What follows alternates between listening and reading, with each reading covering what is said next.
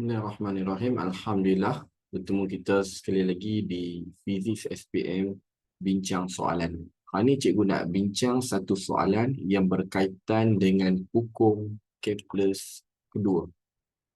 Hukum Kepler yang kedua ni dia membincangkan tentang hubungan luas yang dicakupi oleh pergerakan objek itu atau planet ataupun satelit dalam waktu yang sama akan sentiasa sama. Mudah dia macam tu. Okey, jom kita tengok soalan kali ini. Raja 3 menunjukkan sebuah planet mengelilingi matahari dalam satu orbit. Tempoh yang dilalui oleh planet dari P ke Q adalah sama dengan tempoh dari R ke S. Luas OPQ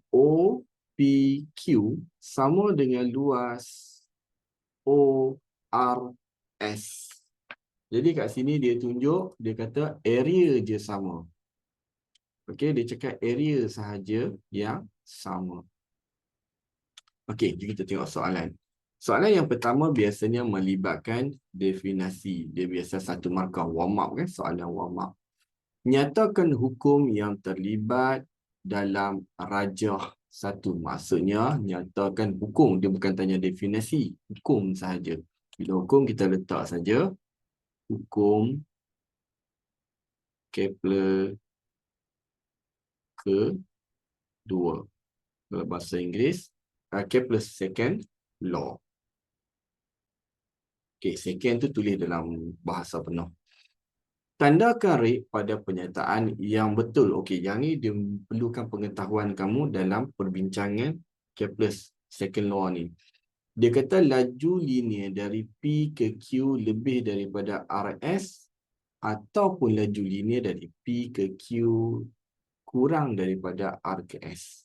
Jadi yang mana yang betul? Kena ingat yang dekat dengan, kita recap balik nota. Yang dekat dengan matahari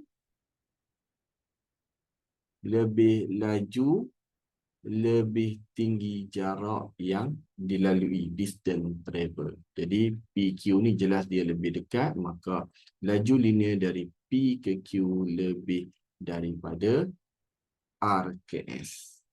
Berikan jawapan anda. Kenapa DQ tu lebih laju? Sebab tarikan graviti di P ke Q lebih kuat ataupun lebih besar ataupun lebih tinggi pun boleh. Okey. Kalau nak cakap daya, sorry kita sebut daya lebih cantik. Daya memusat, centripetal force pun boleh. Okey, itu cerita berkaitan dengan soalan yang pertama.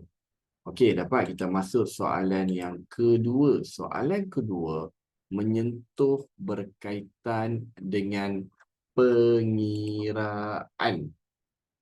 Jom kita baca soalan dia.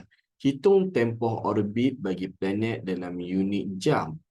Jika jarak purata dari pusat matahari ke orbit adalah 1.5 darab 10 kuasa 11 meter, jisim matahari diberi 1.99 darab 10 kuasa 30 kilogram. Okey, kita tulis dulu maklumat apa dia bagi kat sini.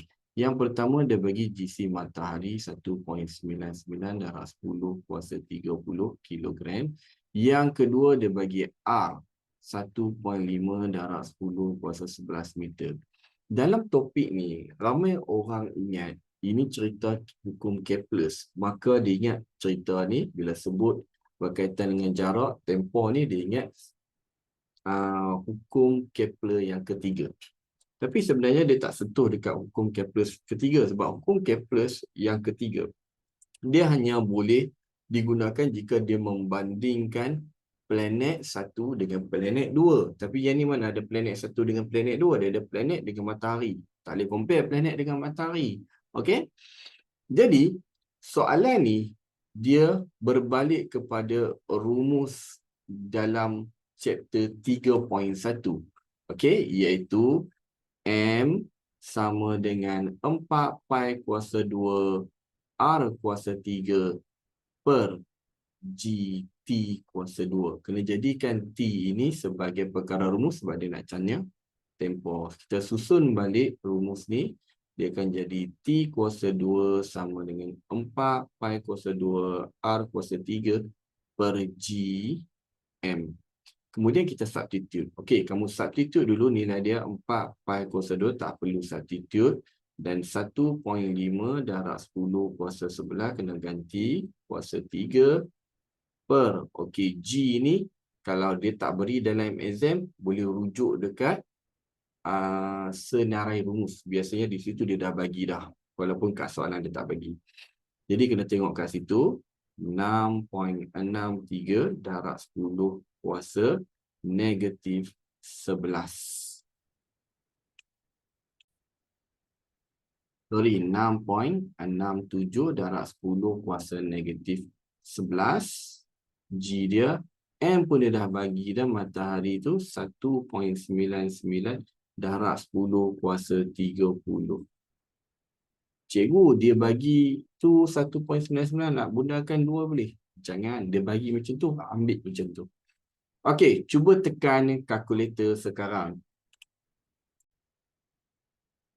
Okey, kalau kita tambah, kita kira guna kalkulator, kamu patut dapat 1.0038 darab 10 kuasa 15. Tapi ni T kuasa 2. Ini bila kuasa 2 pindah ke kanan, kamu akan punca kuasa 2. Bila kamu punca kuasa 2, kamu akan dapat T sama dengan 3.1683 darab 10 kuasa 7.